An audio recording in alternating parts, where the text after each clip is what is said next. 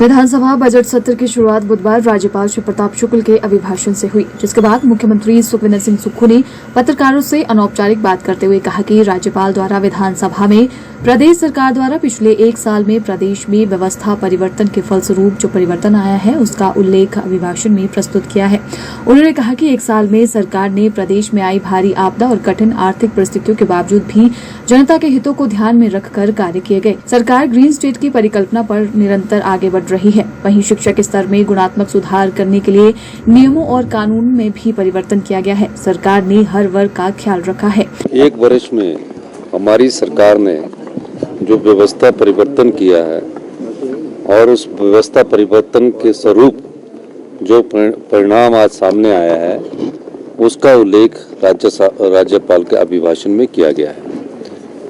व्यवस्था परिवर्तन की नींव हमने अपने पहले बजट में दर्शाई थी और आत्मनिर्भर हिमाचल की दिशा में हम आगे बढ़ रहे हैं। निश्चित तौर पर मैं कह सकता हूं कि कठिन आर्थिक परिस्थितियों के बाद भी हमने जब आपदा आई, लोगों को राहत पहुंचाई, भ्रष्टाचार पर लगाम लगाई, जिस सबॉर्डिनेट सिलेक्शन बोर्ड में नौकरियां बेची जाती थी और उसकी हमने इन्वेस्टिगेशन करवाई और उसके बाद जब हमने पाया कि ये धंधा काफ़ी समय से चल रहा है, उस सबॉर्डिनेट सिलेक्शन बोर्ड को हमने भंग किया। वो हमारे 1 साल की भ्रष्टाचार पर लगाम लगाने की एक उपलब्धता है। आपदा में हमने लोगों को सहायता पहुंचाई। उसके अलावा ग्रीन स्टेट का जो हम परिकल्पना करके चले हैं, उस दृष्टि से एक सोच समाज में भी बनी है और हम उसमें आगे बढ़ रहे हैं। शिक्षा के स्तर में, गुणात्मक स्तर में सुधार करने के लिए शिक्षा के संस्थान खोल दीजिए, लेकिन उनकी शिक्षा में अगर गुणात्मक सुधार नहीं होगा तो आपको उसका काफ़ी नुकसान भविष्य में भुगतना पड़ेगा। हमने इस चीज़ को पहचाना और शिक्षा के स्तर में गुणात्मक सुधार करने के लिए हमने नियमों में परिवर्तन किया, कानून में परिवर्तन किया और आज हम कह सकते हैं कि अगला जो एकेडमिक सेशन होगा उसमें पहली क्लास से इंग्लिश मीडियम शुरू किया जाएगा। 6 वर्ष के बच्चे को मेंटल स्ट्रेस छोटी उम्र में न डाला जाए, तो उस मेंटल स्ट्रेस से राहत दिलाने के लिए 6 वर्ष की कम आयु के बच्चे को पहली कक्षा में एडमिशन मिलेगा। लोग तंग आते थे राजस्व में, अपना इंतकाल करवाना है, अपनी डिमार्केशन करवानी है, अपनी तकसीम करवानी है, अपनी दुरुस्ती करवानी है और हमने राजस्व लोक अदालतें लगाकर 95,000 के करीब इंतकाल के केसेस जो है उनको लोगों के रजिस्टर किया। पहले लोग पटवारियों के पीछे घूमते थे, कानूनों के पीछे घूमते थे, पूरा दिन बैठे रहते थे। निश्चित तौर पर इसका लाभ आम लोगों को मिला। हमारी सरकार आम लोगों की सरकार है। लोगों की अंतिम आवाज़ को पहचान कर हम अपना बजट का प्रोविज़न करते हैं। जो अनाथ बच्चे थे, जो कभी ज़िंदगी में सोच नहीं सकते थे कि उनके लिए भी कोई सरकार ऐसी योजना लाएगी, योजना को तो हम लाए ही हैं, लेकिन हिंदुस्तान का पहला अनाथ बच्चों को जो शिक्षा देने का संबंध है, जब उसकी उम्र परिपक्व हो जाएगी 27 साल तक, सारा खर्चा उसका सरकार लाएगी। इस प्रकार की योजना हमने समाज के हित में लाई है। ये हमारी 1 साल की उपलब्धता है। इसके अलावा जो विधवा नारी है, जिनके आवास नहीं है, उनको लिए भी हम एक योजना लेकर आए। वहीं नेता प्रतिपक्ष जयराम ठाकुर ने राज्यपाल के अभिभाषण को सरकार द्वारा रचित मायाजाल बताते हुए कहा कि पिछले 14 महीनों में कांग्रेस सरकार ने केवल प्रदेश की जनता को गुमराह करने का प्रयास किया है। उन्होंने अभिभाषण पर अपनी प्रतिक्रिया देते हुए कहा कि सरकार द्वारा रचित अभिभाषण से निराशा हुई है। 1 घंटे 5 मिनट के अभिभाषण में 1 साल की एक भी उपलब्धि का जिक्र नहीं था। उपलब्धियों के नाम पर प्रदेश सरकार मात्र 0 है। राज्यपाल जी का अभिभाषण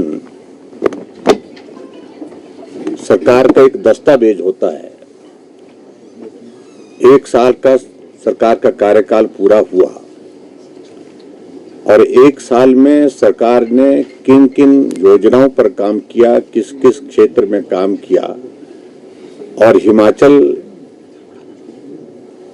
के विकास के लिए किस प्रकार का सरकार का योगदान रहा, इन बातों का जिक्र महामहिम राज्यपाल जी के अभिभाषण में होता है।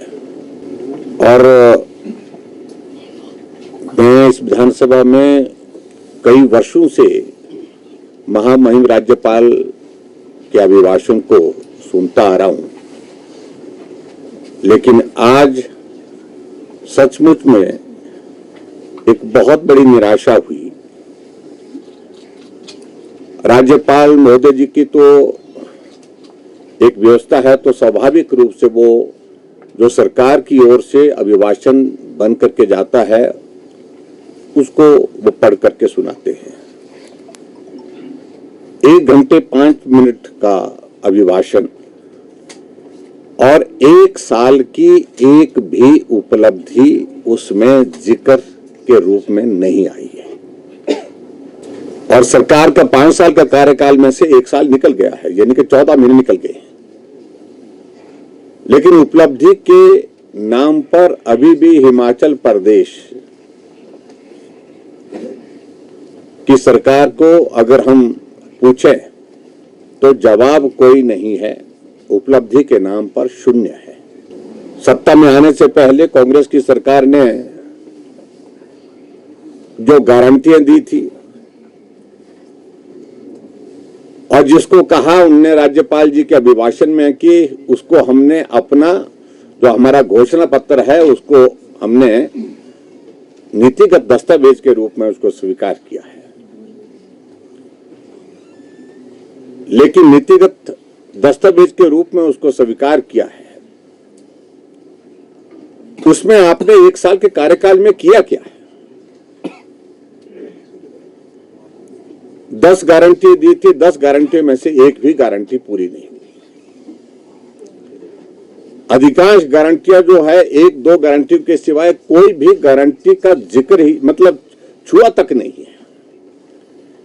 तो प्रश्न पैदा होता है कि क्या कांग्रेस पार्टी ने, क्या सुक्खू की सरकार ने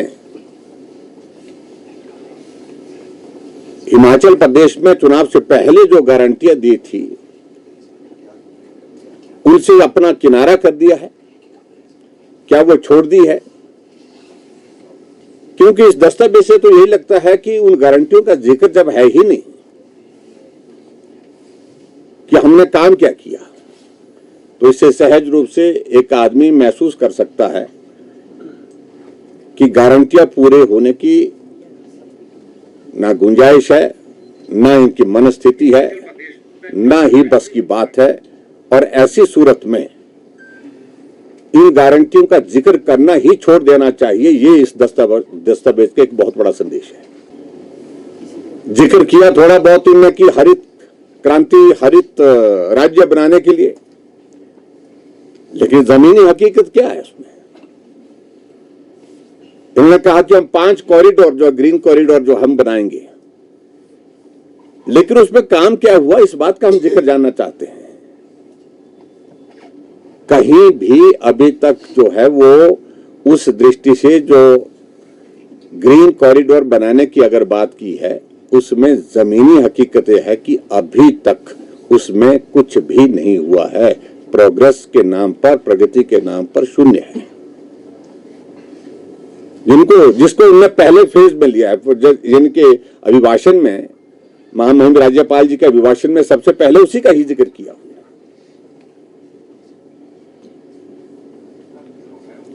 जिक्र करना एक बात है, लेकिन काम करना दूसरी बात है।